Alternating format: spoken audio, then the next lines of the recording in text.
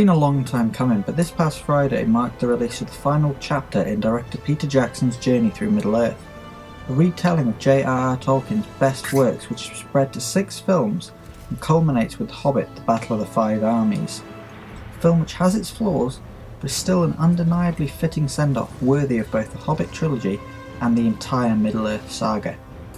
Since setting off from Bag End in an unexpected journey, we've seen the lowly hobbit Bilbo Baggins, played by Martin Freeman, come face to face with trolls, orcs, elves, and the disdain of the dwarves whose company he's kept. He's crossed paths with men and stood before a menacing dragon in the desolation of Smaug, but now he faces his toughest challenge with the Battle of the Five Armies. As after reclaiming their mountain home from the dragon, the dwarves find their home threatened once again, with armies of all races from all over Middle-earth descending on the ancient kingdom of Erebor for a truly epic battle. In fact, the battle is so large it takes up practically the entire runtime and makes the entire film one giant battle sequence. Something which has both good and bad points, as Jackson's now so well versed in crafting his gigantic battle sequences that he clearly knows what he's doing. He delivers plenty of action, healthy dollops of emotion, and some truly stunning set pieces, even if some are ludicrously over the top. But after 2.5 hours of nigh-on constant fighting, you will start to suffer from battle fatigue. Constant and repetitive twists like, we're outnumbered but an army has just come to rescue us, they're hiding another army just over the hill, or more fighters have joined or abandoned the cause, simply make the battle weary. It's well shot, it's brilliantly choreographed, and it features a number of standout moments, but it all just feels too similar. And despite the peril and eventual fate of some well-known characters, it never feels like there's any true danger to our heroes. Something which is perfectly highlighted by 2 dwarfs deciding that they can guard a pass by themselves simply because there are only 100 goblins about to attack them. Characterisation is also a little hit and miss, as Bard, who's played by Luke Evans, remains wooden and cliched throughout. Billy Connolly's Dwarven Lord is acceptable enough, but would have worked far better if he were a straight character rather than a comedy edition, and most of the supporting cast are slotted into fairly benign, obvious and thoroughly cliched roles. Though it is hard to criticise The Hobbit for being cliched, as Tolkien, and to an extent Peter Jackson, actually invented the now cliched tropes, and The Five Armies does exhibit a number of examples of solid character development and emotion.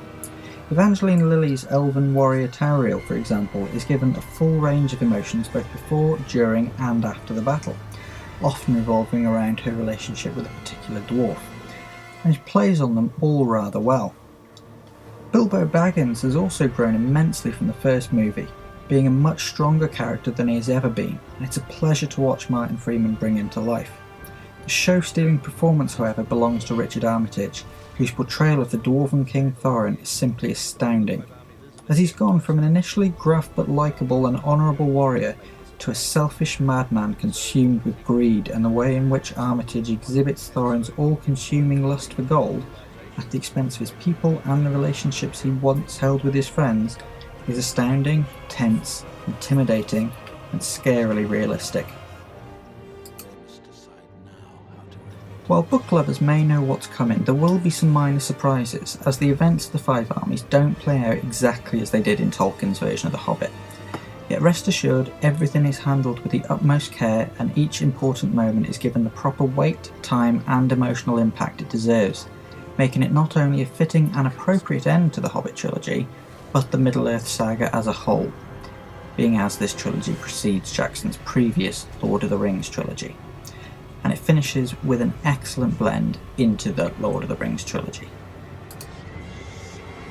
Some things feel a little forced, including yet another Lord of the Rings roundtable reunion and the shoehorning in of a beloved Lord of the Rings character being mentioned. But overall, picking up right where the desolation of Smaug left off, continuing with a truly epic battle which is filled with some brilliant visual effects, and not only providing an emotional payoff to the journey we began 2 years ago, but fully satisfying fans of the original movies with a fantastic final scene and a wonderfully nice end credit song delivered by former Hobbit Billy Boyd, the man who played Pippin in the Lord of the Rings trilogy. The Hobbit, The Battle of the Five Armies delivers on just about every front. It's unlikely to clear up during the awards season like Return of the King did, but for anyone who spent time in Middle-earth, it's a must-watch. and somewhere you have to visit one last time.